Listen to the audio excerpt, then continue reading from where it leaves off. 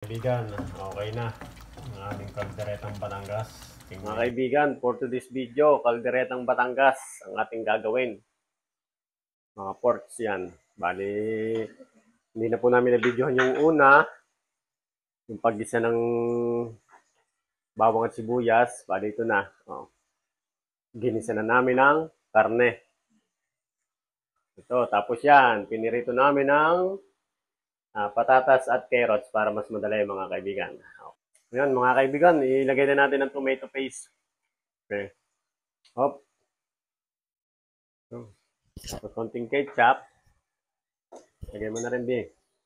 Yan. Si Mrs. ang taga-luto at ako na lang taga-video, mga kaibigan. Okay, yan. Okay. Halo. Hahaluin. Pampapula lang siya. Tapos mamaya titingnan natin ang... Okay, yan. Tulakin muna natin siya. Palambutin natin ang karne. Tapos saka natin patimplahan ng ibang ingredients. Okay. Yan mga kaibigan, bali nilagyan na ng sili. Ayan, halo-haloin uli. Medyo mapula na siya. Maganda na. Palambutin muna natin ang karne ng ayos. Lagyan natin ng pickles. Isa rin ito sa pampalasa mga kaibigan. Ayan.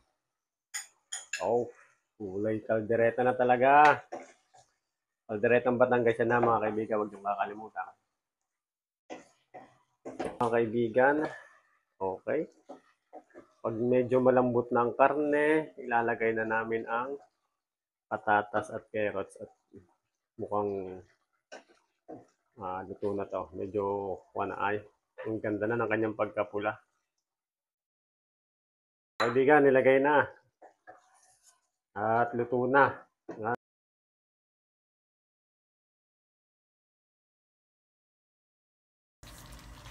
Ayan mga kaibigan, okay na ang aming kalderetang Batangas. Tingnan nyo naman.